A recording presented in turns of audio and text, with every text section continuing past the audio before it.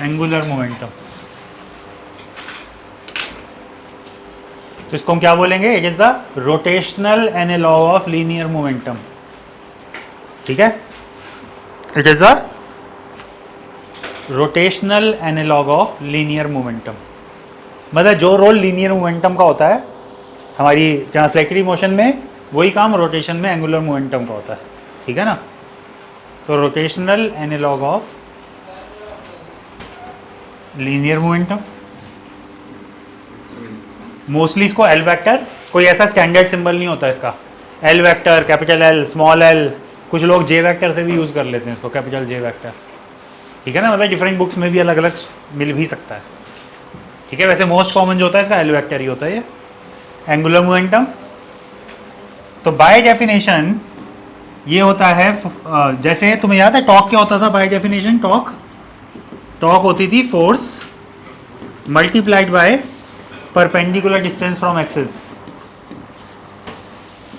Force होती थी, I mean torque होती थी force multiplied by perpendicular distance from axis of rotation, ये टॉर्क होती थी।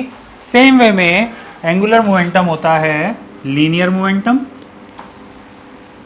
क्योंकि लीनियर मोमेंटम का काउंटर पार्ट है multiplied by perpendicular distance from axis of rotation, from axis of rotation.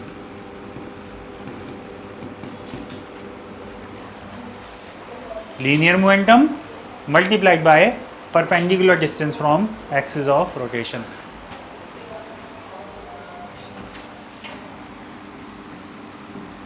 So it is also equal to R cross P, यानी linear momentum multiplied by distance. ठीक है ना? जैसे टॉर्क के लिए अगर तुम्हें याद हो, टॉर्क क्या होती थी? R क्रॉस F होता था टॉर्क। तो टॉर्क जैसे R क्रॉस F होती थी, ये चीज R क्रॉस P होती है। यहाँ पे P stand for linear momentum.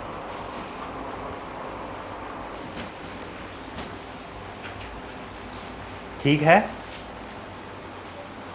Then rotation के अंदर एज आई टोल्ड यू, जैसे लीनियर मोमेंटम होता है मास इनटू वेलोसिटी, उस हिसाब से एंगुलर मोमेंटम को क्या होना चाहिए?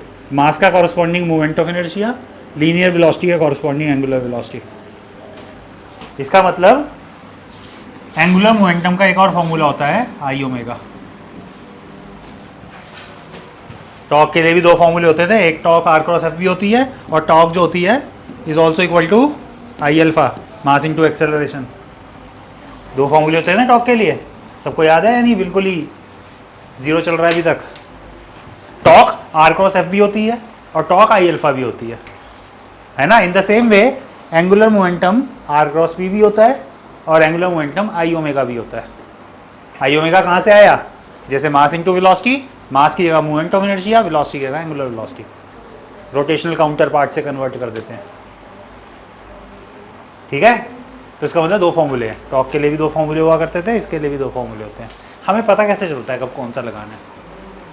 ठीक है, जो मैं बता रहा हूँ दोनों के ऊपर अप्लाई होता है, टॉर्क के लिए भी इसके लिए भी। हमें पता कैसे चलता है हमें कौन सा अप्लाई करना है?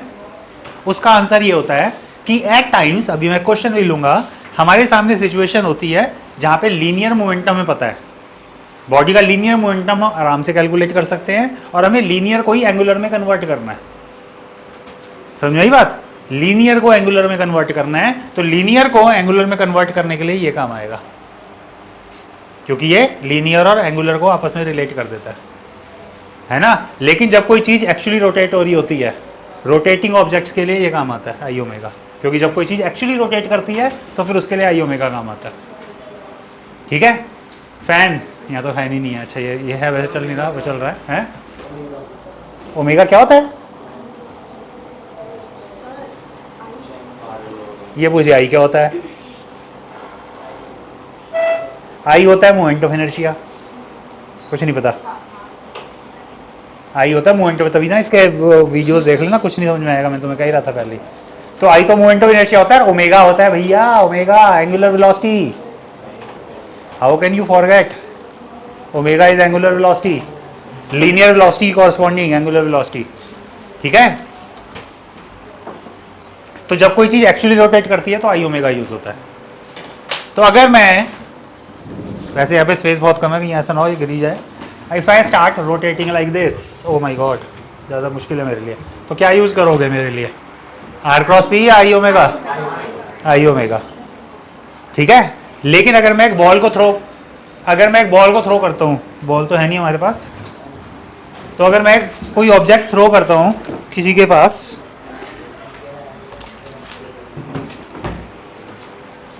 ले कैच कर लेगा, ले छोड़ दी कैच, है ना। अब ये जो मैंने ऑब्जेक्ट थ्रो किया, मोशन ऐसे है, इसका मान लो किसी भी मूवमेंट पे मुझे एंगुलर मोमेंटम निकालना है, तो टेक्निकली अगर देखें तो ये एक वेलोसिटी v से जा रही है, ये तो किसी वेलोसिटी से मूव कर रही है ना, कि रोटेट थोड़ी कर रहा है ऑब्जेक्ट, है ना। इसके लिए इजी काम क्या था, लीनियर मोमेंटम निकालना। हम किसी मूवमेंट पे मास इनटू वेलोसिटी निकाल सकते हैं, उस मास इनटू वेलोसिटी को रोटेशन में कन्वर्ट करना है, तो यहाँ फिर ये चीज़ लगेगी आर क्रॉस पी। ऐसे केस में आर क्रॉस पी लगेगा, क्योंकि linear momentum is easy to identify and the object is not actually rotating, ठीक है।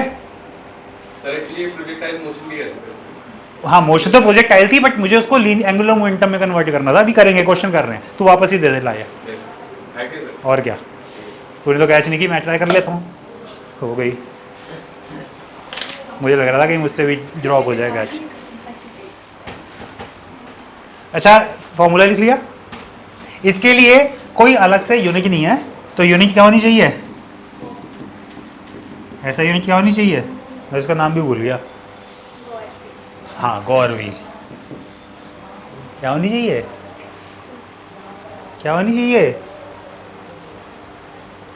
अरे फॉर्मूला देख के बता दो, तो मैं कह रहा हूँ कोई अलग से नाम नहीं है यूनिट का, तो फॉर्मूले से बता दो ना। मोमेंटम क्या होता है, किलोग्राम मीटर पर second, mass into velocity multiplied by another distance, तो किलोग्राम मीटर स्क्वायर पर सेकंड, ये जानी चाहिए ना। यूनिट का कोई अलग से नाम ही नहीं है, तो ऑलरेडी जो एग्जिस्टिंग है उसी से निकलेगा।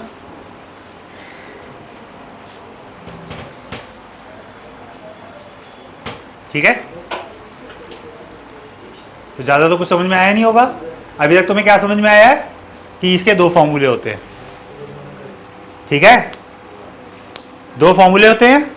जब कोई चीज लीनियरली चल रही होती है उसको ट्रांसलेटरी मोशन कहते हैं, और मुझे ट्रांसलेटरी मोशन के लिए एंगुलर मोमेंटम बताना है, तो हम लीनियर मोमेंटम निकाल के उसको आर से मल्टीप्लाई करते हैं, are cross B.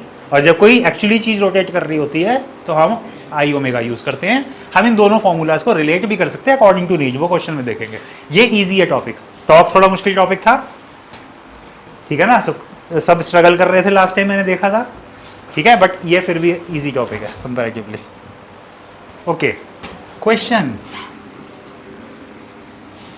N object is thrown at an angle theta. तो जो मैंने अभी पेन फेंक के इसको दिया था, अब वो सेम क्वेश्चन लगा लो इसको, ठीक है ना। थीटा एंगल पे object is throne with initial velocity you. तो इन द फर्स्ट इंस्टेंस ये क्वेश्चन तुम्हें क्या लग रहा है, it is a question of projectile motion, है ना, है एरिया,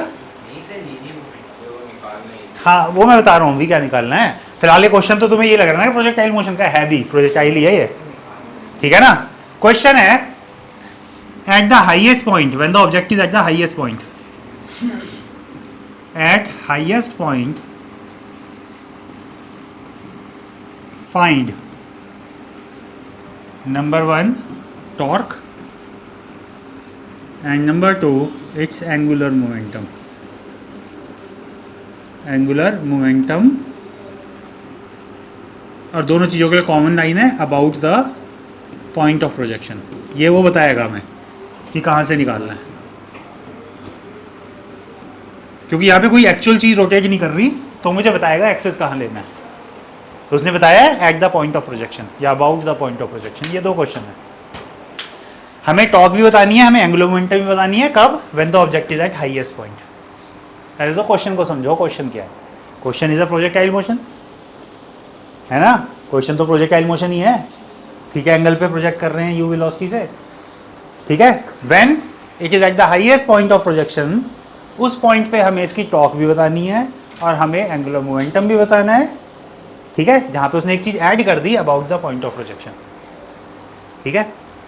अब जैसा कि मैंने लास्ट टाइम तुम्हें बताया था कि अब ये एंगुलर मोमेंटम या टॉर्क चीज़ें तो कहीं ना कहीं रोटेशन से रिलेटेड है ना, दोनों चीज़ें रोटेशन से रिलेटेड है। रोटेशन में इंपॉर्टेंट क्या होता है, एक चीज़ जो बहुत इंपॉर्टेंट होती है उसे कहते हैं एक्सिस ऑफ रोटेशन। उसे हम कहते हैं एक्सिस ऑफ रोटेशन कहाँ है, कोई भी चीज़ एक्सिस ऑफ रोटेशन के अबाउट निकाली जाती है ना। इसका भी फॉर्मूला क्या था, linear momentum multiplied by perpendicular distance from axis of rotation, है ना। Axis of rotation is a very important thing. तो यहाँ पे इसने हमें पता क्या दिया है, जब ये कह रहे हैं ना about the point of projection, इसका मतलब मुझे एक्सिस ऑफ रोटेशन यहाँ लेना है।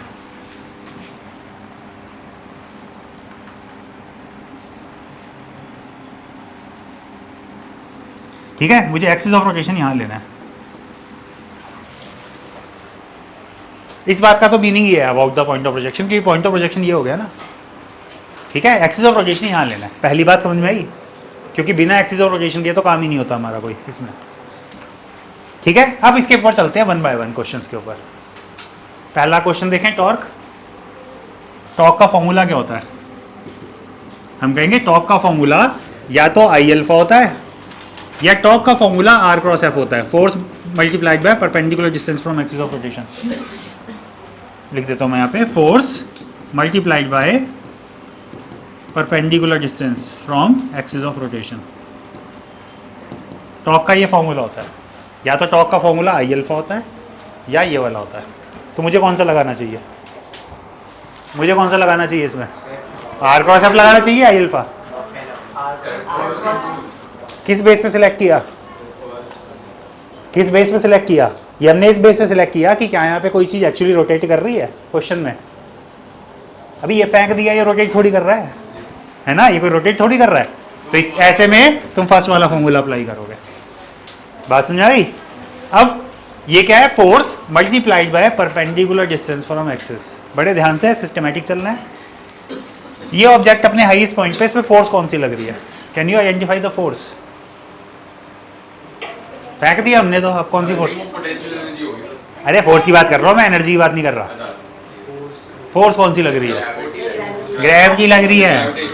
तो इसे हम बोलेंगे इसका weight, weight is the force which is pulling it down, है ना। तो यहाँ पे इसमें एक ही फोर्स लग रही है, वेट। तो इसका मतलब जब मैं बात करूंगा force multiplied by perpendicular distance from the axis, force मैं किसे बोलूं, mg को बोलूं फोर्स यहाँ पर। Are you getting it. ठीक है, तो फोर्स हो गया mg। तो यानी मुझे टॉर्क के अंदर, टॉर्क के फॉर्मूले में फोर्स को तो लेना है mg, है ना। अब मुझे दूसरी चीज और पता लगनी चाहिए, which is called perpendicular distance from axis of rotation. क्या बोला, h नहीं, h नहीं है। तो ध्यान दो, ध्यान दो, एक्सिस ऑफ रोटेशन ये है।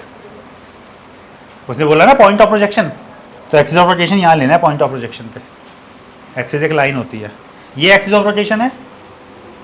ठीक है, फोर्स किस लाइन पे एक्ट कर रही है, इस लाइन पे, है ना। ये एक्सिस है, इस लाइन पे फोर्स है, इनके बीच का परपेंडिकुलर डिस्टेंस ये नहीं होना चाहिए।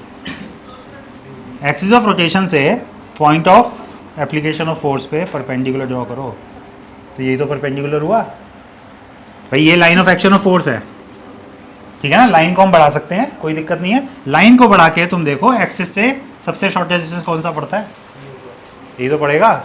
और क्या हम इसको हाफ ऑफ रेंज कह सकते हैं इस पॉइंट के हिसाब से, half of range, maximum range का हाफ ही हो गया ये। तो इसका मतलब टॉर्क होनी चाहिए force multiplied by perpendicular distance from axis of rotation. ऐसे देखते हैं। सर अगर वो अपने हाईएस्ट पॉइंट पे ना हो तो थोड़ा सा कम होती तो भी मैक्सिमम। तो करते तो ऐसे ही, तब पता है कैसे करते, उस केस में बस तुम्हें r/2 नहीं ले सकते थे भाई। टोटल रेंज का हाफ तो तभी होगा ना जब ये बिल्कुल मिड में होगा। ये क्या हो गया,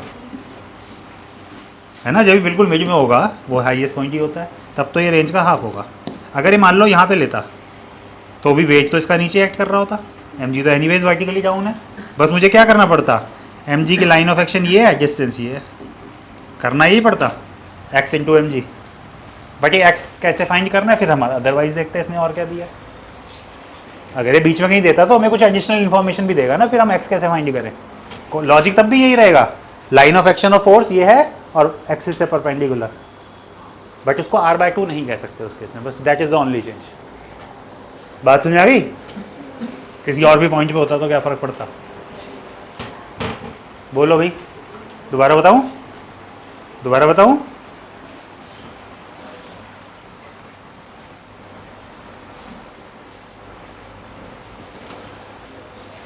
दोबारा देख लो, हाईएस्ट पॉइंट की बात ही कर लेते दोबारा से कि इसका वेट mg तो ऐसे एक्ट कर रहा है नीचे, तुम क्या करते हो, line of application of force लेनी है ना, उसकी लाइन को बढ़ा सकते हो, कोई भी लाइन एक्सटेंड की जा सकती है। यहाँ एक्सिस ऑफ रोटेशन है तो एक्सिस ऑफ रोटेशन से परपेंडिकुलर डिस्टेंस का मतलब होता है शॉर्टेस्ट डिस्टेंस, तो यहाँ से इसकी लाइन पे परपेंडिकुलर ये ड्रॉ होगा, तो यानी ये डिस्टेंस r/2 हो जाएगा, रेंज बाय 2।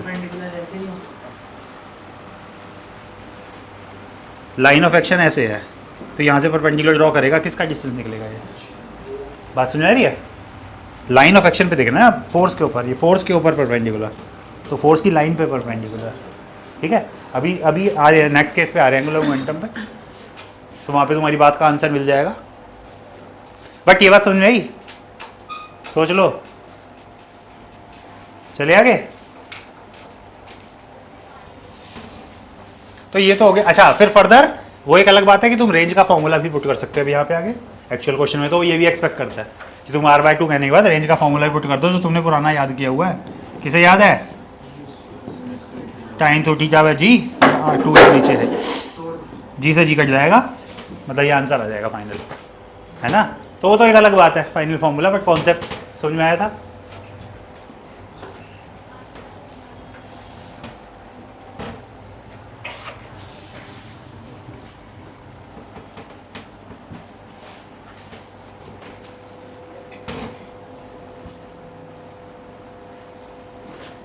तो टॉक तो इस तरह से आ गई, force into perpendicular distance.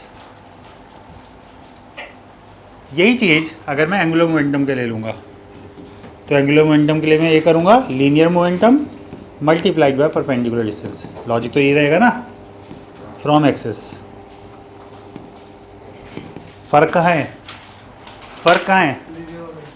Linear momentum, मुझे फोर्स की जगह लीनियर मोमेंटम यूज़ करना है, ठीक है जी। तो फोर्स तो mg हो गई थी, लेकिन हाईएस्ट पॉइंट पे लीनियर मोमेंटम क्या होगा, कौन बताएगा? ये तो रब कर दो ना ये चीज़। हाईएस्ट पॉइंट पे लीनियर मोमेंटम कहाँ होगा? नहीं, जीरो नहीं। क्यों जीरो? तो याद रखो, इसका जीरो कहने का एक रीज़न था, बता क्या रीज़न था? हाईएस्ट पॉइंट पे वेलोसिटी जीरो होती है, ठीक कह रहा है ये? हाईएस्ट पॉइंट पे वेलोसिटी जीरो होती है, ठीक कह रहा है। लेकिन याद रखो, प्रोजेक्टाइल के केस में हाईएस्ट पॉइंट पे सिर्फ वेलोसिटी अलोंग वाई जीरो होती है, वेलोसिटी अलोंग एक्स तो हमेशा मेंटेन रहती है। एक्स पे तो कोई एक्सेलरेशन नहीं है। एक्स कंपोनेंट क्या है? अगर तुमने ऐसे थीटा थ्रो किया है तो एक्स कंपोनेंट है you cos theta, and this you cos theta will remain for ever, क्योंकि यहाँ पे तो कोई एक्सेलरेशन ही नहीं है, ये तो हर जगह रहेगा। तो इसका मतलब हाईएस्ट पॉइंट पे वेलोसिटी क्या है पार्टिकल की? U cos theta. V Y zero है, वी एक्स तो मेंटेन्ड है हर जगह, ठीक है। तो इसमें एक्सेलरेशन ड्यू टू ग्रेविटी की सर नेगेटिव होगी, वो तो डेरिवेशन वेरिएशन करेंगे, लगा लेंगे नेगेटिव। फिलहाल मैं कुछ नहीं कर रहा उससे, फिलहाल मैं उसका यूज़ नहीं कर रहा ना कोई। वो तो उसकी मोशन को जब हम डिस्कस करेंगे तब देखेंगे ना, पॉजिटिव नेगेटिव, वो तो हमने किया ही था प्रोजेक्टाइल में। यहाँ तो हम डायरेक्ट फॉर्मूले यूज़ कर रहे हैं अब, और कॉन्सेप्ट यूज़ कर रहे हैं, ठीक है। हाईएस्ट पॉइंट पे वेलोसिटी अलोंग वाई जीरो होती है, जो रूल होता है ना, हाईएस्ट पॉइंट पे जाके बॉल रुकती है। इस केस में सिर्फ वाई वाला कॉम्पोनेंट जीरो होता है, एक्स वाला मेंटेन रहता है थ्रू आउट।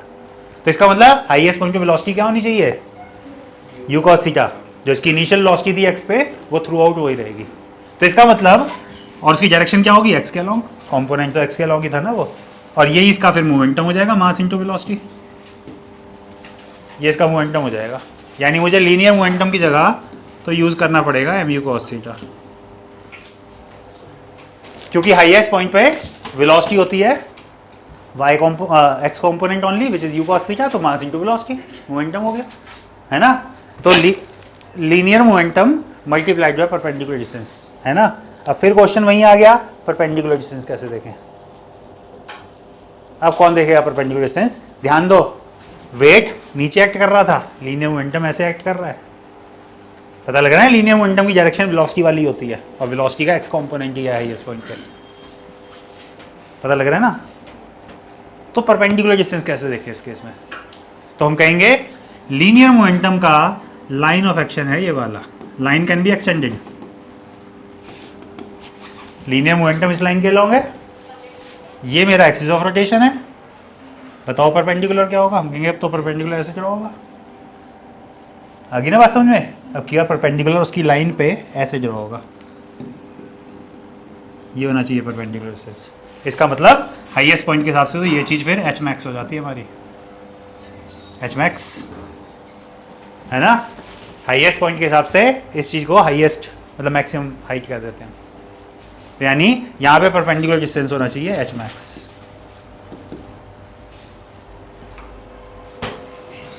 ठीक है, क्योंकि यहाँ पे बहुत इंपॉर्टेंट बात होती है, तुम परपेंडिकुलर कैसे ड्रॉ करोगे, परपेंडिकुलर डिस्टेंस कैसे देखोगे, ये कोई आसान काम नहीं होता। ठीक है ना, बिल्कुल कॉन्सेप्ट क्लियर होने चाहिए हमारे माइंड में।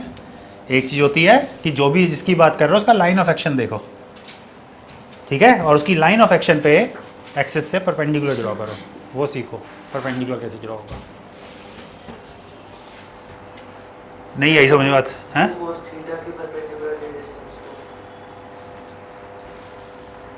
हाँ वही मतलब हो गया इस केस में, यू कॉस थीटा का परपेंडिकुलर डिस्टेंस एक्सिस से, तो एक्सिस से परपेंडिकुलर ये चीज़ हो जाएगी वहाँ से।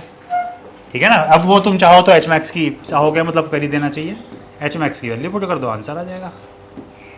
एच मैक्स होता है u square sine square theta upon 2g का, तो कुछ नहीं था, आंसर आ जाएगा M U cube cos theta sine square theta जो भी आएगा। ठीक है, तो ये दो एग्जांपल्स मैंने ऐसे लिए जहाँ पे हमने टॉक के लिए force into perpendicular distance use किया और टॉक के लिए linear momentum into perpendicular distance use किया। दोनों केस में परपेंडिकुलर डिस्टेंस अलग अलग था। तो इंपॉर्टेंट बात यहाँ पे ये थी कि तुम कैसे देखोगे परपेंडिकुलर डिस्टेंस, उसकी लाइन को एक्सटेंड करो, एक्सेस देखो और वहाँ से देखो परपेंडिकुलर कैसे ड्रॉ होना है इस पर्टिकुलर केस का।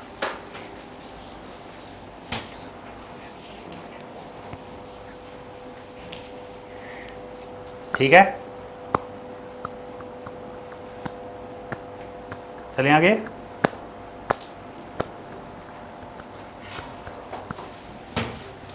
तो हमने इसका एक फॉर्मूला देखा कि इसका फॉर्मूला आई ओमेगा भी होता है ना, उसका डेरिवेशन भी कर लेते हैं। चेंज कर दो, तो torque sorry linear angular momentum and moment of inertia topic डालो। आई ओमेगा का डेरिवेशन भी आता है कई बार पेपर में, angular momentum and moment of inertia. तुम्हें और कुछ चीज़ें ना आए ना तो कम से कम ये डेरिवेशन वगैरह कर जाना, जिनके पेपर में भी आना है आगे ये चैप्टर। ठीक है ना, angular momentum and moment of inertia.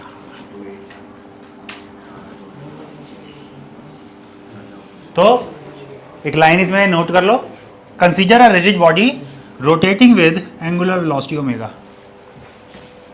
Consider a rigid body, कैसी भी शेप बना लो, consider a rigid body rotating with, तो मैंने ऐसी रैंडम सी डायग्राम बनाई है शेप, तो consider a rigid body rotating with angular velocity omega.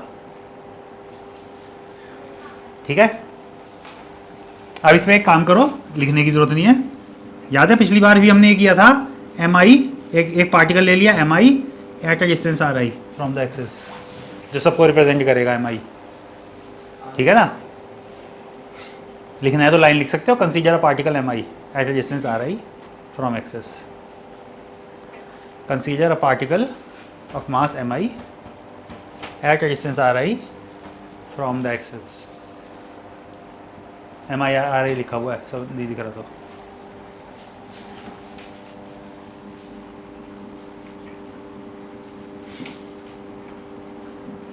Angular momentum of ith particle.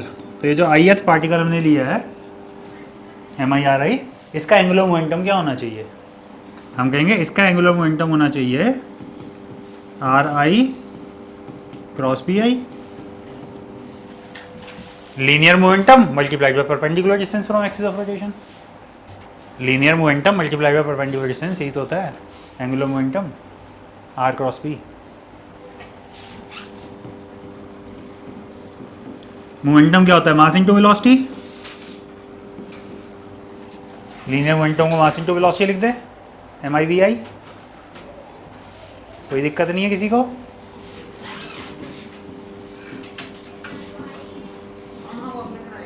V equal to R omega होता है। V तो आर ओमेगा भी होता है velocity, V equal to R omega. तो वेलोसिटी VI को RI into omega, omega पूरी body की एक ही होती है। लीनियर वेलोसिटीज अलग अलग होती हैं, याद है ना, रोटेशन में अलग अलग पॉइंट्स की वेलोसिटीज अलग अलग होती हैं। तो वेलोसिटी VI को RI ओमेगा कर देंगे। क्या ये MI RI square into omega हो गया? सबको दिख रहा है? MI RI स्क्वायर ओमेगा दिख रहा है? ये है angular momentum of ith particle. I लिखो इसको, LI। Angular momentum of ith particle है सिर्फ। पूरी बॉडी का एंगुलर मोमेंटम क्या होगा? एज इट इज हमने टॉक के लिए किया था ये, वहाँ पे I अल्फा करना था बस। Angular moment, total angular momentum of body, total angular momentum क्या हो जाएगा? समेशन ऑफ ऐसे सारे एंगुलर मोमेंटम्स। ये तो ith पार्टिकल का है ना सिर्फ, ऐसे सारे पार्टिकल्स का समेशन टोटल होता है। सबका एक एक करके निकाल लो और सबका सम कर दो। तो ये चीज़ तो तुम्हारी LI की जगह ये पुट कर दें तो summation of MI RI square omega हो जाएगा, ठीक है। और summation of MI RI square तो मोमेंट ऑफ इनर्शिया खुद होता ही है। ये लो, summation of MI RI square ही तो मोमेंट ऑफ इनर्शिया होता है बॉडी का।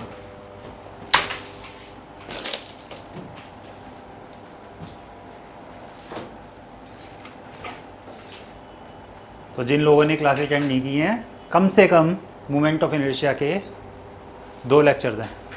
फर्स्ट तो पहले कर ही लेना, इतना तो कम से कम कर लो एक, हैं?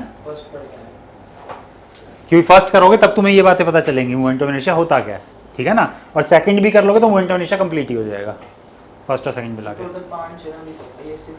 हाँ, 2 मोमेंट ऑफ इनर्शिया, 2 टॉर्क, एक और है शायद, एक सेंटर ऑफ मास का।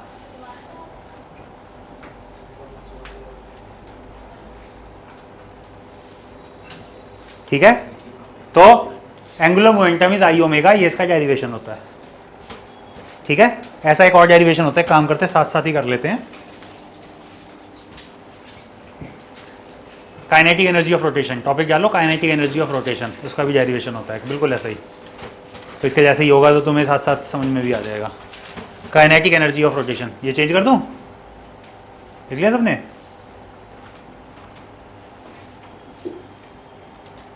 कर दूं चेंज?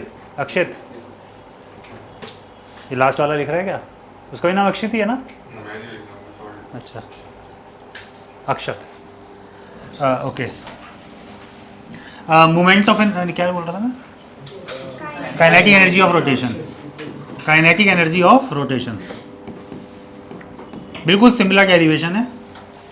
तो यहाँ से हमें काइनेटिक एनर्जी ऑफ रोटेशन का भी पता चलेगा ये क्या चीज़ होती है। दोबारा, consider a rigid body rotating about an axis,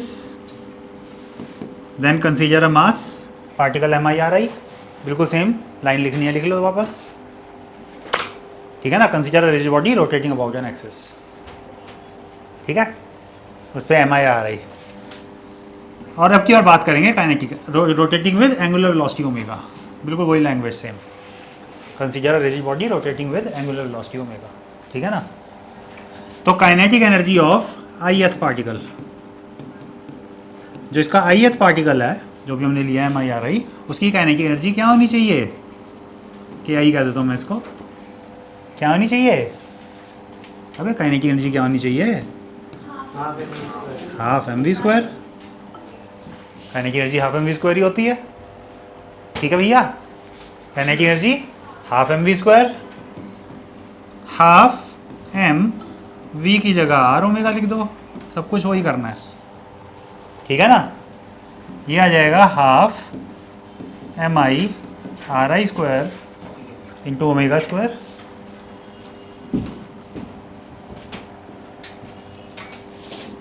और ये है kinetic energy of ith particle, net kinetic energy of body या total kinetic energy of body क्या होनी चाहिए? टोटल काइनेटिक एनर्जी क्या होनी चाहिए? ऐड करके समेशन। तो सारे स्टेप्स वही तो चल रहे हैं, है ना?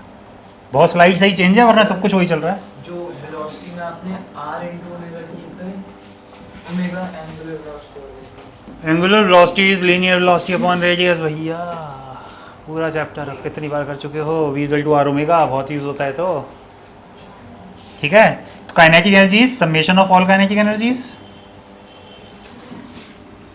तो kinetic energy is summation of, अब हाफ तो कांस्टेंट है, बाहर आ जाएगा। हाफ का तो कुछ करना नहीं, हाफ तो एज इट इज बाहर आ जाएगा इसमें से। सीधा लिखो समेशन ऑफ MI/RI²,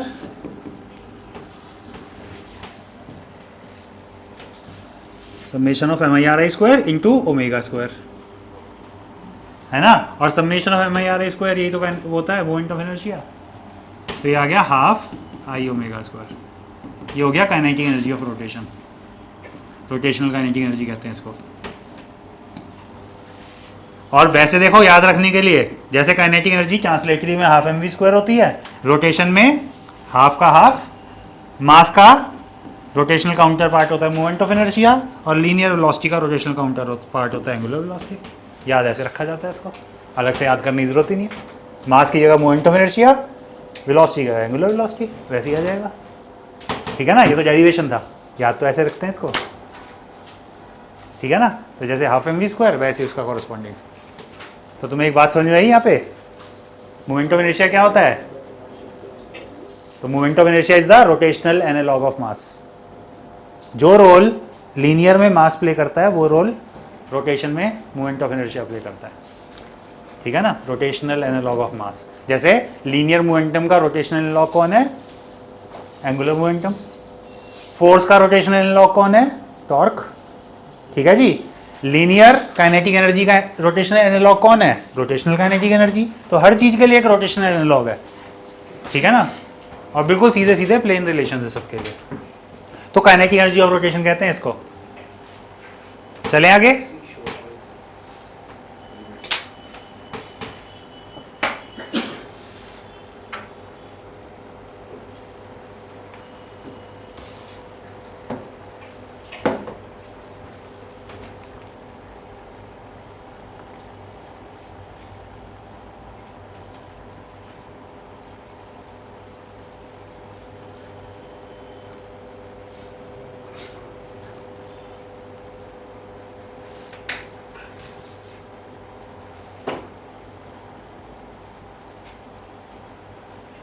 हो गया क्या?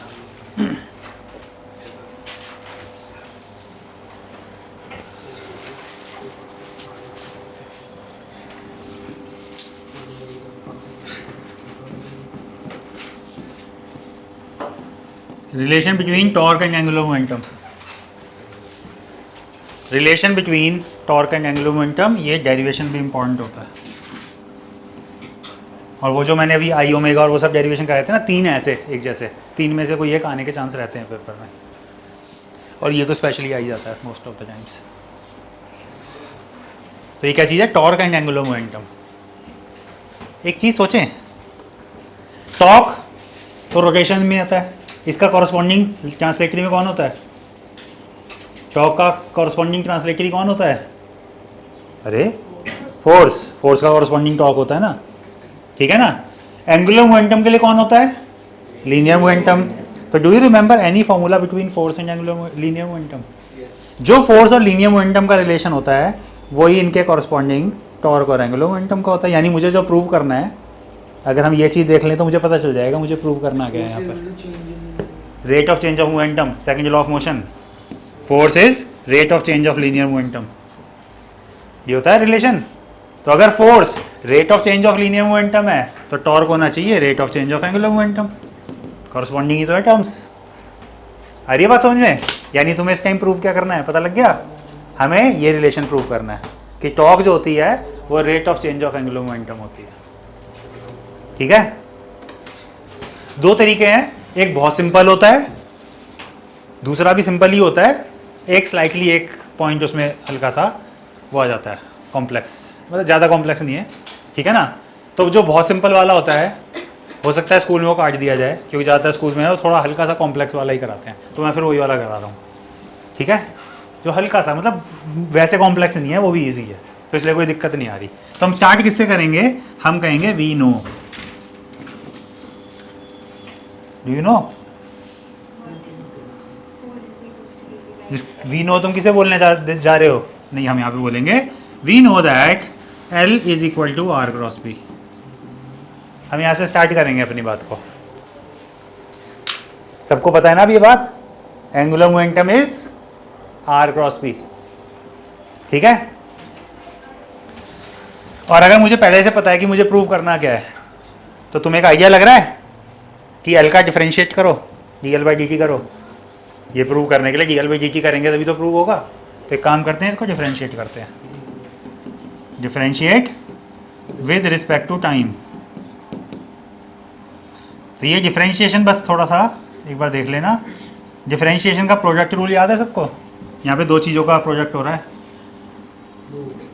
तो d by D t of r cross p, first same, हाँ फर्स्ट सेम इंटू सेकेंड का डेरिवेटिव,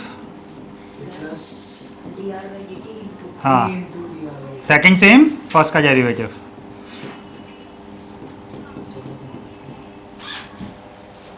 ठीक है जी। वो चाहे इसको पहले भी लिख दो, कोई दिक्कत नहीं है।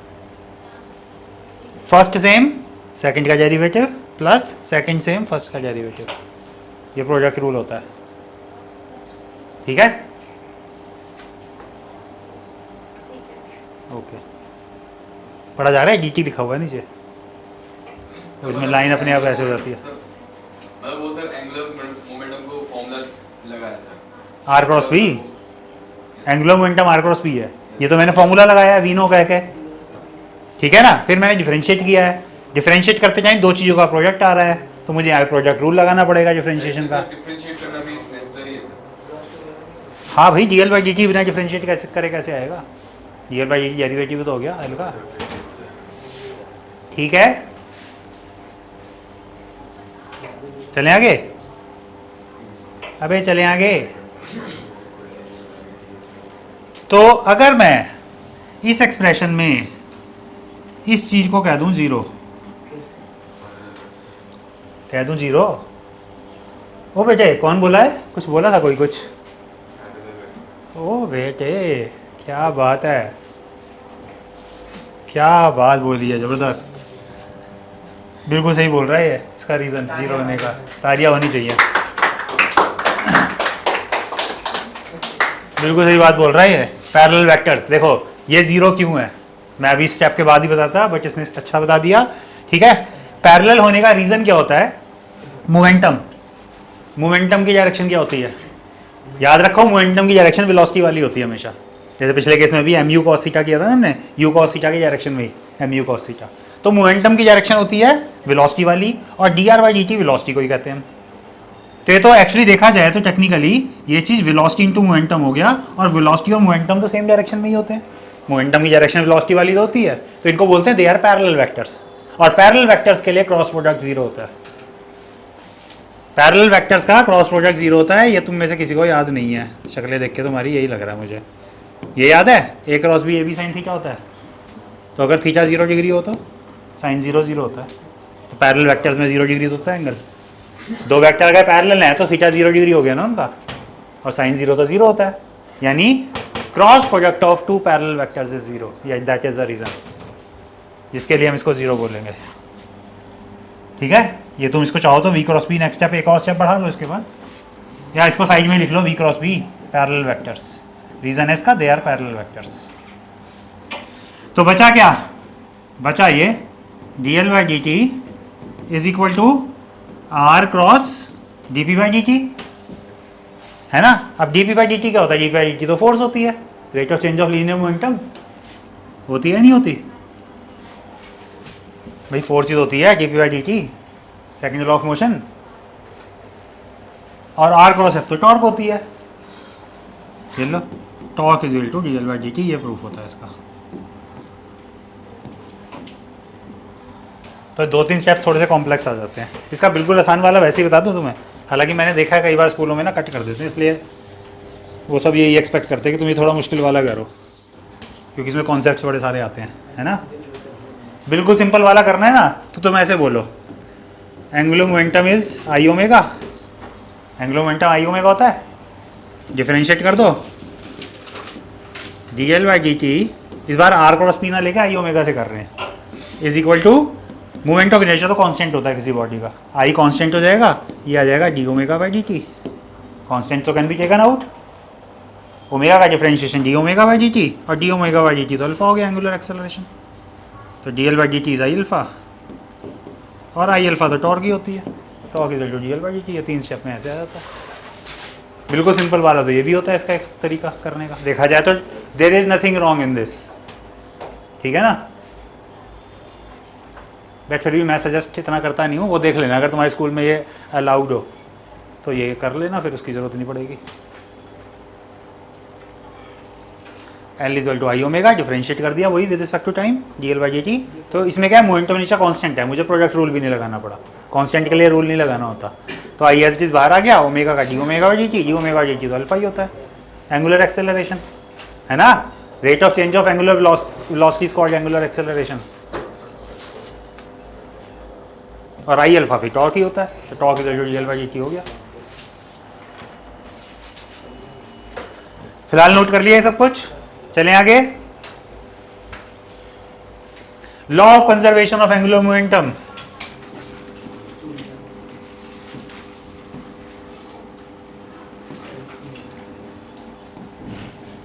Law of conservation of angular momentum,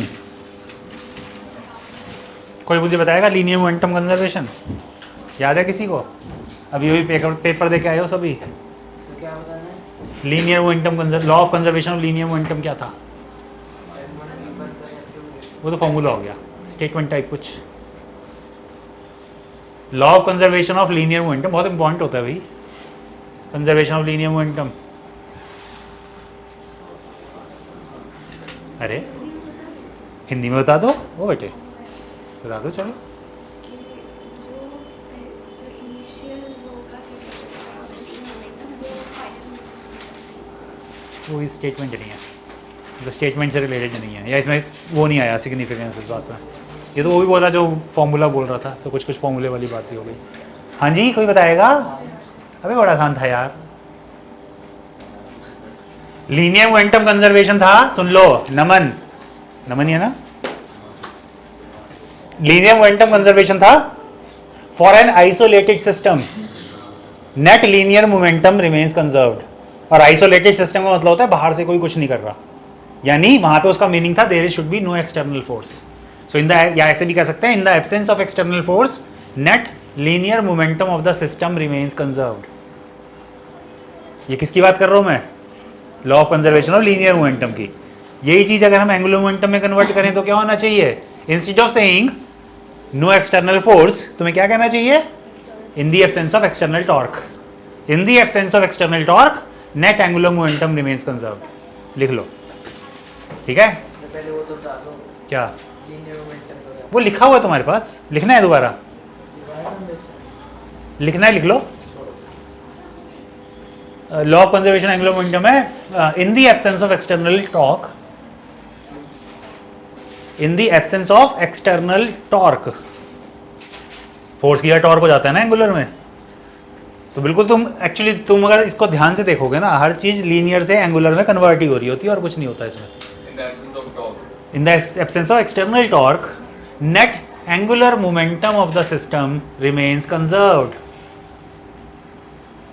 In the absence of external torque,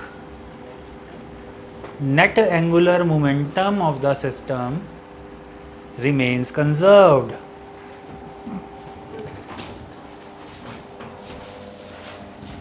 ठीक है?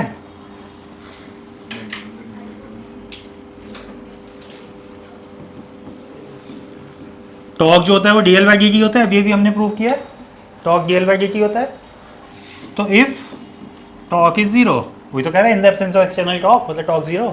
तो अगर टॉर्क जीरो होगी तो क्या इसका मतलब ये लिया जाए कि GL by D T zero होगा?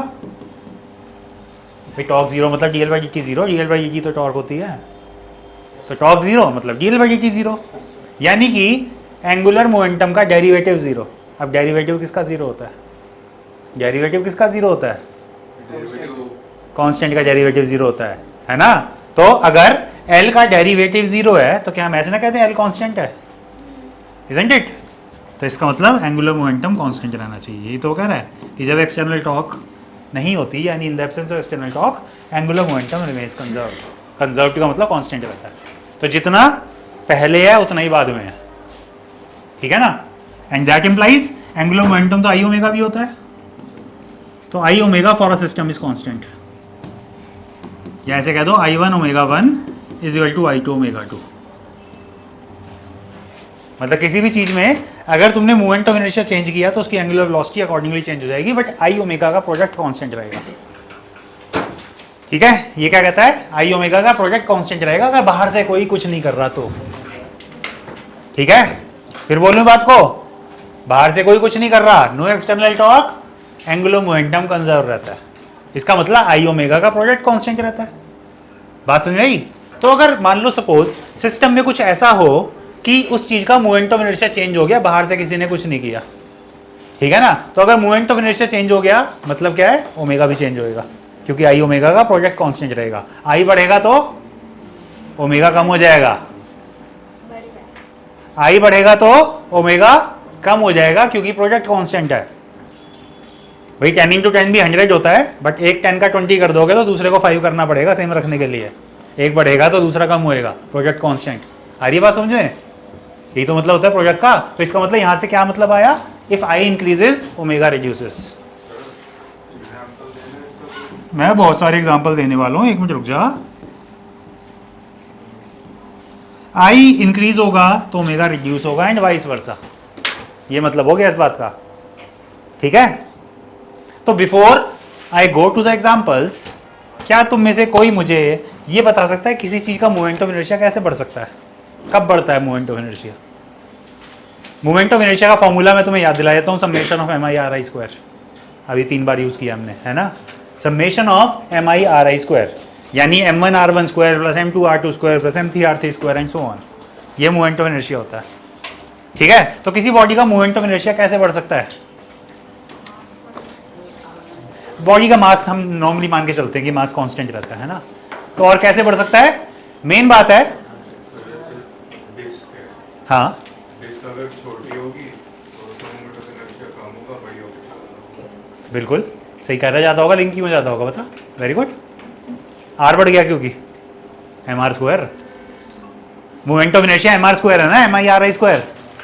इसका मतलब पता है क्या हुआ? ऐसे समझो, रोटेशन के अंदर there is one thing which is very very important, और वो चीज़ क्या होती है? आज की डेट में दोबारा बोल रहा हूँ मैं, कौन सी होती है? Axis of rotation. किसी भी रोटेशन के केस में one thing which is extremely important to understand is axis of rotation. सब कुछ एक्सिस ऑफ रोटेशन के हिसाब से देखा जाता है। हमने देखा ना टॉर्क में भी आर क्रॉस एफ, जहां पे आर क्या है? Perpendicular distance from axis of rotation. Angular momentum में आर क्रॉस पी, जहां आर क्या है? Perpendicular distance from axis of rotation. जब हम कहते हैं M I R I square, R क्या है? Perpendicular distance from axis of rotation. हर जगह डिस्टेंस एक्सिस ऑफ रोटेशन से ही लिया जाता है, ठीक है ना? तो बॉडी का मोमेंट ऑफ इनर्शिया इंक्रीज हो जाएगा if the distribution of mass goes away from the axis. Axis से जितना दूर मास चला जाएगा मोमेंट ऑफ इनर्शिया उतना ज्यादा हो जाएगा। एम आर स्क्वायर के हिसाब से आर बढ़ गया ना, ठीक है? तो if the distribution of mass about the axis of rotation goes away, तो मोमेंट ऑफ इनर्शिया इंक्रीज हो जाता है, और if the distribution of mass comes closer to the axis, moment of inertia कम हो जाता है, उससे बढ़ जाता है, कम हो जाता है, ठीक है ना? एग्जाम्पल अगर मैं ऐसे लूँ, यहाँ पे मुश्किल है, यहाँ पे होगा ही नहीं एक्सपेरिमेंट। ये चेयर है, मैं इस पे घूम रहा हूँ, ठीक है ना? मैं घूम नहीं पाऊंगा क्योंकि यहाँ पे ये मुझसे टकराएगा, ठीक है? अगर मैं घूम रहा हूँ तो मेरा कुछ एंगुलर मोमेंटम है इस टाइम, ठीक है? मैंने अपने हाथों को ऐसे रखा हुआ है, मतलब क्या कर रखा है? मैंने सारा distribution of mass closer to axis किया हुआ है इस टाइम। तो if the distribution of mass is closer, मतलब मोमेंट ऑफ इनर्शिया कम है, आई कम है, तो there is some angular velocity with which I am rotating, ठीक है? अगर ऐसे घूमते घूमते मैं कर नहीं पा रहा, मैं अपने हैंड्स को ऐसे कर लूंगा, मूवमेंट ऑफ इनर्शिया बढ़ जाएगा, मास दूर चला गया, मूवमेंट ऑफ इनर्शिया बढ़ गया। क्या किसी ने बाहर से कुछ किया? हैंड्स को पहले मैंने ऐसे रखा था, अब ऐसे कर लिया, किसने किया? मैंने किया ना, मैं तो सिस्टम का पार्ट हूं, किसी ने बाहर से कुछ किया? तो इसका मतलब अपने आप ही सिस्टम के अंदर इंटरनली, बाहर से किसी ने कुछ नहीं किया, मूवमेंट ऑफ इनर्शिया इंक्रीज हो गया। अगर आई इंक्रीज हो गया तो ओमेगा रिड्यूस हो जाएगा, आई ओमेगा कांस्टेंट। ठीक है, तुम YouTube पे, अब यहाँ पे मुझे पता नहीं YouTube कैसे चलेगा, बहुत सारे इसके वीडियोस देख सकते हो, एंगुलर मोमेंटम के वीडियोस देखना, बहुत सारी चीजें मिलेंगी। उसमें ये भी एक एग्जांपल होता है कि एक person sitting on a rotating table, ठीक है, जब वो अपने हैंड्स को ऐसे करके रखता है तो he is moving with some velocity, जैसे ही वो अपने हैंड्स को आउटस्ट्रेच कर देगा धीरे हो जाएगा, अपने आप स्पीड धीरे हो जाएगी। रीजन, आई बढ़ गया, ओमेगा कम। फिर वो अपने हैंड्स को वापस क्लोज कर लेता है, फिर तेज घूमना शुरू हो जाता है अपने आप, बाहर से कोई कुछ नहीं कर रहा। शुरू में वो तेज घूम रहा था, हैंड स्ट्रेच कर लेगा, स्लो हो जाएगा, वापस कर लेगा, फिर फास्ट हो जाएगा। ठीक है, अगर तुमने कभी कोई वीडियो, कोई बैले डांसर, आइस स्केटर्स, उनके कोई वीडियोस कभी देखे हो तो वो कभी कभी अपने हैंड्स और लेग्स को स्ट्रेच कर लेते हैं, कभी वो क्लोज कर लेते हैं। जब वो क्लोज कर लेते हैं वो तेज घूमते हैं, जब वो स्ट्रेच कर लेते हैं वो स्लो घूमते हैं। आई ओमेगा कांस्टेंट, ठीक है ना। मोमेंट ऑफ इनर्शिया जहां इंक्रीज हो जाएगा ओमेगा कम हो जाएगा, जहां मोमेंट ऑफ इनर्शिया कम हो जाएगा वहां इंक्रीज बढ़ जाएगा, ओमेगा बढ़ जाएगा। याद आ गया? मेरे समझ में आ गया ये बात? और भी बहुत सारे एग्जांपल होते हैं। डाइवर्स को तो देखा है ना, ऊपर से कूदते हैं, समरसॉल्ट कहते हैं उसको, ठीक है ना। तो कई बार क्या होता है, अगर तुमने कभी देखा हो ऐसा, बहुत हाइट से जब कूदते हैं तो वो ना इन बिटवीन अपनी बॉडी पार्ट्स को क्लोज कर लेते हैं और ऐसे गोल गोल घूमते हैं, फिर गिरने से पहले वो फिर स्ट्रेच कर लेते हैं, फिर सीधे चले जाते हैं। रीजन, जहां वो मोमेंट ऑफ इनर्शिया कम कर लेंगे वहां एंगुलर वेलोसिटी बढ़ जाएगी। ठीक है, जहां मोमेंट ऑफ इनर्शिया इंक्रीज कर दोगे एंगुलर वेलोसिटी कम हो जाएगी। ठीक है ना। तुम सबको ये बात कब पता चली? आज, अभी। कैट को ये बात बचपन से पता होती है, when a cat is born, उसे पहले से पता होता है law of conservation angular momentum क्या होता है। ठीक है ना। इसीलिए जब कैट एक जगह से दूसरी जगह जंप करती है वो हमेशा अपनी बॉडी को स्ट्रेच कर लेती है। ठीक है ना, बॉडी को स्ट्रेच करने से वो ऐसे जाएगी, अगर वो बॉडी क्लोज कर लेना ऐसे गोल गोल घूमते हुए जाएगी। ठीक है ना, ये law of conservation angular momentum समझ में आ गया। अब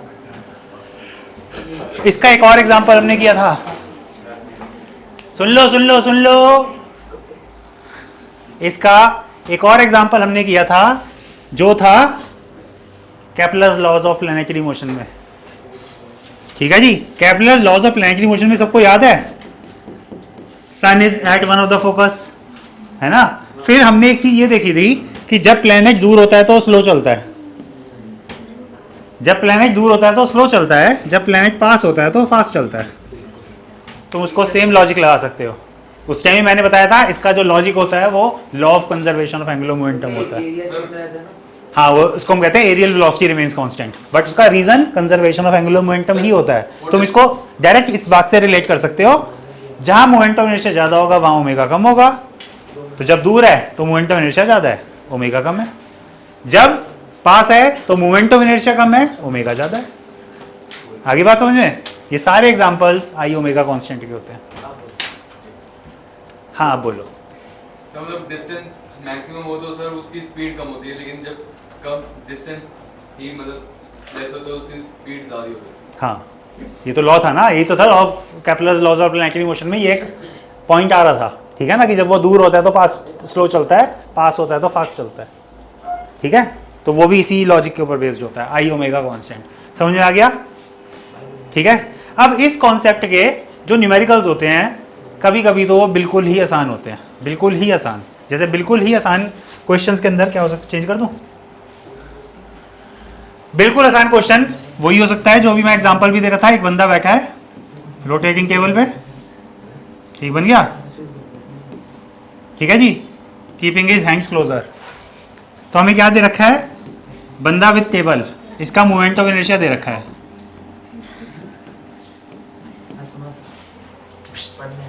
सपोज इसका moment of inertia 20 kilogram metre square दे रखा है, mr स्क्वायर होता है ना, मास इंटू डिस्टेंस स्क्वायर, तो यूनिट किलोग्राम मीटर स्क्वायर होती है उसकी। तो मोमेंट ऑफ इनर्शिया दे रखा है और वो कह रहा है it is rotating with a velocity of 30 revolutions per minute. ठीक है, क्वेश्चन के अंदर हमें यही चीज लैंग्वेज वाइज दे रखी है that a person is sitting on a rotating table, the moment of inertia of the system is this and it is rotating with से 30 आरपीएम। नाउ फिर इसी में दे रखा है कि when the person out stretches his hands में कुछ weights भी पकड़ रखे होते हैं क्योंकि वेट जितना दूर हो जाएगा उतना इजी हो जाएगा काम, ठीक है ना। और again the person is rotating, वो कह रहा है if the person stretches hands to make moment of inertia equal to, चलो 30 ले लो क्योंकि स्ट्रेच करने से मोमेंट ऑफ इनर्शिया बढ़ जाता है। What will be the new angular velocity? कम हो जाएगी। हम क्या करेंगे, हम कहेंगे I1 omega 1 is to I2 omega 2, खत्म बात, एंगुलर मोमेंटम कंजर्वेशन। ये तो कंजर्वेशन है, I1 ओमेगा 1 उसको वैल्यू सेम सही 20 हो जाएगा 20। हाँ बिल्कुल, तो मोमेंट ऑफ इनर्शिया 20 30। इसमें ना एक्चुअली इस क्वेश्चन के अंदर पर्टिकुलरली ये चीज सब समझो, जब तुम सिंपल कंपैरिजन कर रहे होते हो ना दो चीजों का, तो हमें ऐसा यूनिट की जरूरत नहीं होती, तुम ओमेगा को आरपीएम में भी लेके चल सकते हो, कोई दिक्कत नहीं है। 20 into 30, now I2 is 30, what is omega 2? 20, तो ओमेगा 2 is 20 आरपीएम, वो आरपीएम से आरपीएम ही आ जाएगा आंसर। तो इसमें तो वैल्यू सेम आती है सेम आती है मतलब वही ना, मतलब चीज है तो value- अरे नहीं, ये तो मैंने क्वेश्चन ऐसा ले लिया, क्या चेंज हो जाती है? अबे सर, मैं पूछ रहा था कि वैल्यू इसमें सेम होती है या नहीं सर? सेम होती है मतलब क्या तेरा? सेम होती है से क्या मतलब है? क्या सेम होती है? किसकी वैल्यू? कौन सी वैल्यू सेम? सर दोनों की मतलब अबे जब तेरा कहने का मतलब है यहाँ 20 30 लिया तो यहाँ भी 20 30 आएगा? Yes sir. नहीं, कुछ नहीं है, ये तो मैंने एग्जांपल बाय चांस ऐसा हो गया। तो एक बात बता, इसको 30 की जगह मैं 40 कर देता हूँ, ले अब क्या आंसर अलग नहीं आ जाएगा? आप बताइए। I1 ओमेगा कॉन्सेप्ट तो ये है ना, I1 ओमेगा 1, अब इसको 40 ले लेना, एक काम करो 40 ले लो, कंफ्यूज क्यों हो रहे हो उसमें, 40 ले लो। तो ओमेगा 2 क्या आ जाएगा? 0 0 काट दिया ना मैंने, एक 60/4 15 आ जाएगा, 15 आरपीएम। तो ऐसा कोई सेम आ जाएगा वाली कोई वो नहीं है इसमें, टोटल सेम रहेगा, मोमेंटम कंजर्व रहेगा, ये मतलब है। तो क्या लगता है, फ्री के से मार्क्स नहीं होते ऐसे क्वेश्चंस? ऐसे आ जाएं तो इससे तो बढ़िया कोई बात ही नहीं है, ऑलमोस्ट फ्री।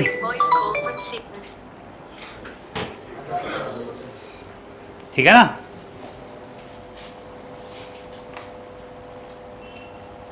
चलिए आगे, क्वेश्चन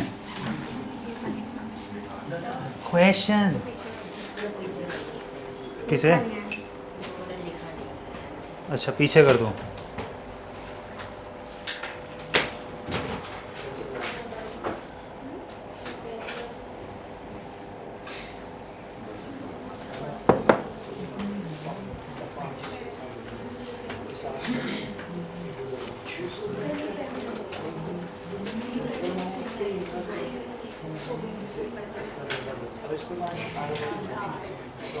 रोटेशन का चैप्टर इज वैसे मोर और लेस ओवर। आज का डेट वेडनेसडे है ना, इस संडे टेस्ट रख लें तो अगले संडे फिक्स मानो फिर रोटेशन का, क्योंकि रोटेशन थोड़ा हैवी चैप्टर है। नेक्स्ट संडे टेस्ट रोटेशन का। हाँ, मैं बाकी क्वेश्चंस वर्कशीट वगैरह भेजूंगा, करना स्टार्ट करना, एक क्लास में डिस्कस भी कर लेंगे क्वेश्चंस। इस संडे नहीं, फिर अगले संडे रख लेंगे। वो ये 2-3 दिन तो कम ही रहेंगे, अभी तो बहुतों ने वीडियोस नहीं देखे, तो वीडियो वगैरह देख के अब इसको कवर कर लेना, जो प्रॉब्लम हो पूछ लेना, ठीक है जी, क्योंकि थोड़ा डिफिकल्ट टॉपिक है, वीडियो देख के समझ में नहीं आएगा इतने आराम से। मोर और लेस खत्म है, बस क्वेश्चन कर रहे हैं। चलें? अरे क्वेश्चन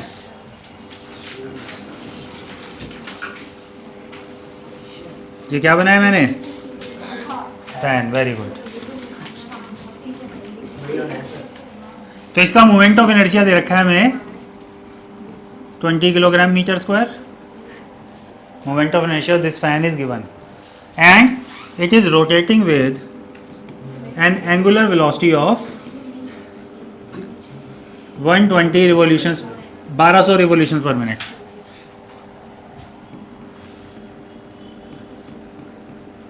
ठीक है, तो ये 1200 आरपीएम से घूम रहा है। ठीक है, ये में गिवन है।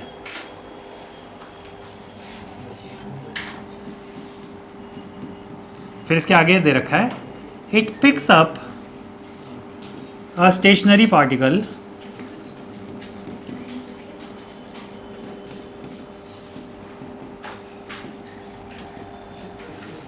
मैं वैल्यू ज़्यादा दे रहा हूँ, हालांकि कमी होती है वैल्यू, 500 ग्राम्स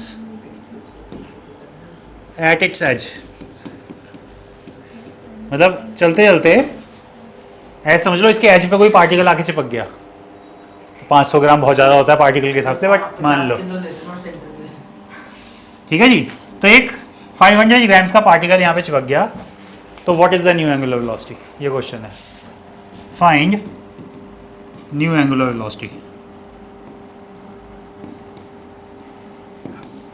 मतलब मैं जस्ट तुम्हें ऐसे एग्जांपल के, जैसे मान लो फैन घूम रहा है, ठीक है ना, हालांकि थोड़ा अजीब सा एग्जांपल है, मैंने एक मैग्नेट इसकी तरफ उछाल दिया और वो मैग्नेट चिपक गया जाके इसके ऊपर, अब वो मैग्नेट के साथ घूम रहा है, तो क्या एंगुलर वेलोसिटी में फर्क पड़ेगा फैन की?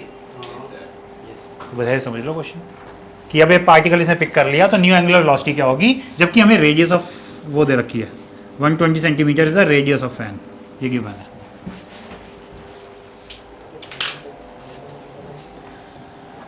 ठीक है, तो हम क्या करेंगे,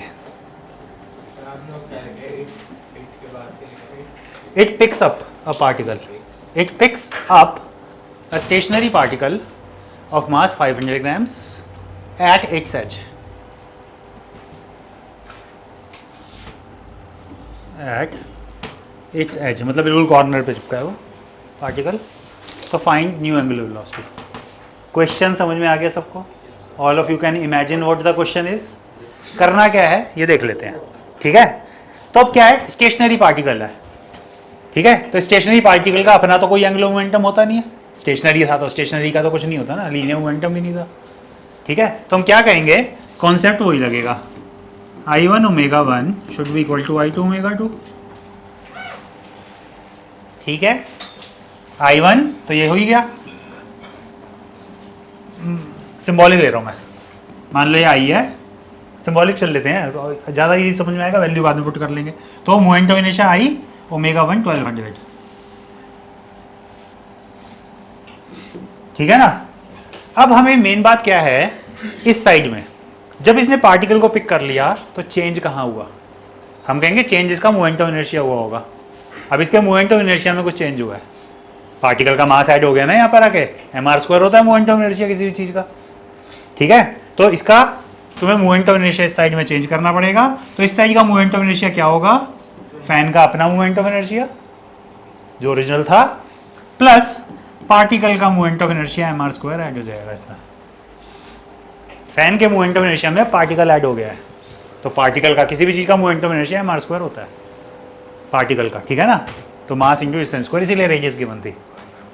पार्टिकल का मोमेंट ऑफ इनर्शिया ऐड हो गया, that will become new moment of inertia of fan plus that particle, and find the new angular velocity, omega dash आ जाएगा। वैल्यूज पुट करो, कर लो जल्दी से,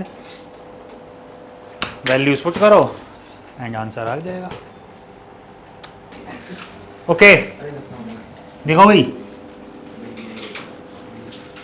एक पेन फाइट में तुम क्या करते हो, टेबल पे रखते हो है ना, और उसको ऐसे कॉर्नर से हिट करते हो, यही करते हो ना, कॉर्नर से हिट करते हो। अब इसकी मोशन क्या होती है, यहाँ देखो, जब तुम पेन को कॉर्नर से हिट करते हो तो इसकी मोशन ये होती है, ये ऐसे गोल गोल घूमता हुआ किसी डायरेक्शन में आगे जाता है। बिल्कुल ठीक, वेरी गुड। ठीक है ना, इस मोशन को क्या बोलोगे, चलो उन्हें खेल के दिखा दिया। इस मोशन को क्या बोलोगे, ये मोशन देखो, rotation, when you talk about rotation, rotation में बॉडी कहीं नहीं जाती, अपनी जगह रोटेट करती है, that is called pure rotation, है ना। लेकिन इस केस में वो बॉडी ना सिर्फ रोटेट कर रही है बल्कि रोटेट करते करते आगे भी जा रही है, तो इसका मतलब it is going to be a combination of translatory and rotation. बात समझ आ रही है? अच्छा, अभी एक मिनट, पिछले क्वेश्चन में एक चीज छोटी सी और बताता हूं। अगर इसी केस में उसने पूछ लिया फैन की रोटेशनल काइनेटिक एनर्जी कितनी है, तो ½ I ओमेगा स्क्वायर फॉर्मूला लगाना है, हाफ आई ओमेगा स्क्वायर का भी क्वेश्चन नहीं किया ना, इसलिए जस्ट बता रहा हूँ कि ऐसी क्वेश्चन में आई दे देगा, ओमेगा दे देगा और तुमसे काइनेटिक एनर्जी ऑफ रोटेशन पूछ लेगा, तो कोई बहुत बड़ा काम तो नहीं करना, ठीक है ना। लेकिन एक चीज़ याद रखनी पड़ेगी, एक चीज़ याद रखनी पड़ेगी, वो ये है कि जब तुम काइनेटिक एनर्जी कैलकुलेट करोगे तो आरपीएम में यूज़ नहीं करोगे, ऐसा यूनिट में यूज़ करोगे ओमेगा, ठीक है। क्योंकि अगर तुम एनर्जी की यूनिट को जूल कहोगे तो जूल तो ऐसा यूनिट होती है, ऐसा ही के लिए सब कुछ ऐसा ही में होना चाहिए। फिर ये कंपैरिजन था कि आरपीएम से आरपीएम में आ जाएगा आंसर, कोई दिक्कत नहीं है ना। लेकिन जहाँ पे तुमने मान लो काइनेटिक एनर्जी निकालनी है तो ऑब्वियसली भी कोई भी चीज़ निकालते हो लास्ट में यूनिट तो रखनी पड़ती है।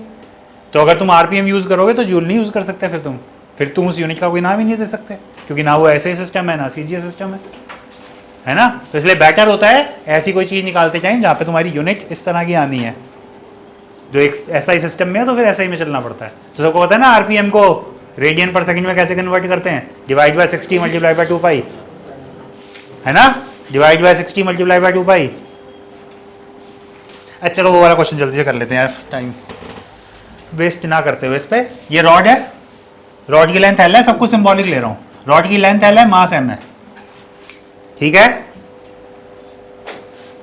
अब हमने क्या किया, पेन जो होता है, अब हमने क्या किया, इसके एंड पे एक फोर्स लगा दी F for a small time t, force F for a small time. भाई कितनी देर हिट करते हैं, हिट करने का टाइम क्या होता है, मोमेंट एक, तो उसको स्मॉल टाइम t का तो जितनी देर तक का फोर्स लगी है, for a small time t, ठीक है। Find the linear velocity of the rod. Second question angular velocity of the rod, क्योंकि दोनों चीज़ें इसमें ट्रांसलेटरी मोशन भी है, रोटेशन भी है, तो लीनियर वेलोसिटी भी निकालनी है, एंगुलर वेलोसिटी भी निकालनी है, और भी बहुत सारी चीज़ें निकालनी होती हैं। एचसीवी का क्वेश्चन है, बाकी क्वेश्चन चलो तो मैं उसमें डाल दूंगा, वर्कशीट में डाल दूंगा, तो डिस्कस कर लेंगे। मतलब में और भी चीज़ें निकालनी होती, मुझे याद नहीं आ रहा क्या निकालना होता और, ठीक है। ये दोनों करें। लीनियर वेलोसिटी के लिए तुम क्या करोगे, तुम कहोगे लीनियर मोमेंटम का यूज़ करो, लीनियर वेलोसिटी के लिए लीनियर मोमेंटम यूज़ करो। मोमेंटम कंजर्वेशन एक फंडामेंटल लॉ होता है, हमेशा कंजर्व, चाहे वो लीनियर मोमेंटम हो चाहे वो एंगुलर मोमेंटम हो, हमेशा कंजर्व रहते हैं, ठीक है ना। तो लीनियर मोमेंटम कंजर्वेशन लें, LCM conservation linear momentum. What is the initial linear momentum of the system, सिर्फ रॉड ही तो थी, चल थोड़ी रहा था कुछ भी, इनिशियल लीनियर मोमेंटम 0, ठीक है ना। तुमने क्या किया, इसको एक लीनियर मोमेंटम इंपार्ट कर दिया, फोर्स मार के टी टाइम के लिए मोमेंटम इंपार्टेड कितना हो जाएगा, किसी को याद है फॉर्मूला, एफ इंटू टी हो जाता है momentum imparted. Impulse, impulse is nothing but change of momentum, force into time impulse होता है, और इम्पल्स चेंज ऑफ मोमेंटम भी होता है, ठीक है ना। तो एफ इंटू टी करके तुमने इसको मोमेंटम दे दिया, एफ इंटू टी कह दो कि हमने इसको फोर्स की फॉर्म में एफ इंटू टी मोमेंटम दे दिया। बात समझ आई है नहीं आई, ये हो गया मोमेंटम इम्पार्टेड। नहीं समझ में आया तो बता दो अभी भी, ये मैंने वो यूज कर ली पुरानी बात, इम्पल्स होता है फोर्स इंटू टाइम, और impulse is also called change of momentum. तो इसके पास पहले से मोमेंटम नहीं था, बट तुमने इसको फोर्स अप्लाई करके फॉर टाइम की एक मोमेंटम इम्पार्ट कर दिया सिस्टम में, ऐड कर दिया सिस्टम में, तो तुमने ये दे दिया। अब यही इसका मास इंटू वेलोसिटी हो जाएगा, जो तुमने इम्पार्ट कर दिया वही मास इंटू वेलोसिटी हो गया, इसका खत्म कहानी, दिया गया।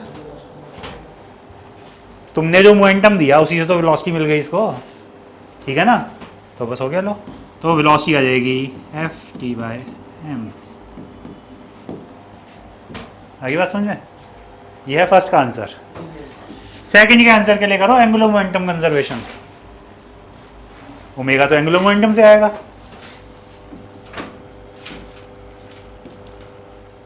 एंगुलर मोमेंटम का यूज करते हैं। तो what is the initial angular momentum, हम कहेंगे हमने तो इसको एफ इंटू टी करके लीनियर मोमेंटम दिया है, तो एफ इंटू टी है ना लीनियर मोमेंटम जो तुमने इसको दिया है। लीनियर को एंगुलर में कैसे बदलते हैं, linear momentum into distance from axis of rotation, r cross p, है ना। तो जब तुमने इसको हिट किया तो डोंट यू थिंक कि ये अपने सेंटर ऑफ मास के अबाउट रोटेट करेगा, तो distance from axis of rotation क्या लेना चाहिए मुझे, linear momentum multiplied by distance from axis of rotation L/2, है ना। Angular momentum is linear momentum multiplied by distance from axis of rotation, यही तो होता है। तो linear momentum multiplied by distance from axis of rotation it becomes angular momentum. Angular momentum को कह दो आई ओमेगा होता है, जो एंगुलर मोमेंटम दिया वो इसका आई ओमेगा बन गया। एंगुलर मोमेंटम तो आई ओमेगा होता है ना किसी रोटेटिंग बॉडी का, ठीक है जी। उसमें भी ये रॉड है, रॉड जब अपने सेंट्रल एक्सिस पे रोटेट करती है तो मोमेंट ऑफ इनर्शिया किसको याद है? रॉड का moment of inertia about central axis किसको याद है? Moment of inertia about central axis ml²/12 होता है, याद है? रॉड का moment of inertia about central axis ml²/12 होता है इनटू ओमेगा। बस सॉल्व कर लो, आंसर आ जाएगा। एक L से L कट गया, 2 से 6 आ गया, तो 6ft/ml ये इसकी एंगुलर वेलोसिटी हो जाएगी।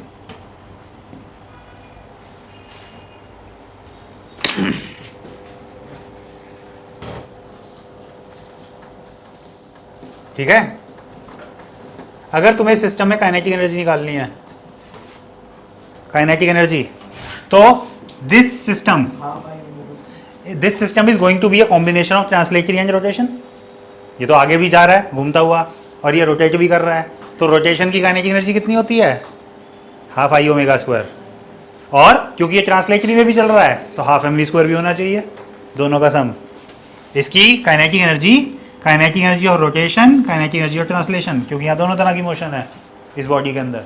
ये कोई प्योर रोटेशन थोड़ी है जो एक ही जगह घूम रहा है, ये तो रोटेट भी कर रहा है और आगे भी जा रहा है। इसकी तो लीनियर वेलोसिटी भी है, एंगुलर वेलोसिटी भी है, तो दोनों तरह से होनी चाहिए। ठीक है जी। रोटेशन की हाफ आई ओमेगा स्क्वायर और translation half m v square. Moment of inertia फिर वही है, रॉड का ml²/12 आ जाएगा, ओमेगा की वैल्यू ये आ जाएगी, ठीक है ना। और हाफ एम तो एम है, वी की वैल्यू ये पुट करके मतलब फाइनली सॉल्व हो जाएगा जो भी आएगा सॉल्व एक्सप्रेशन। आया कुछ समझ में?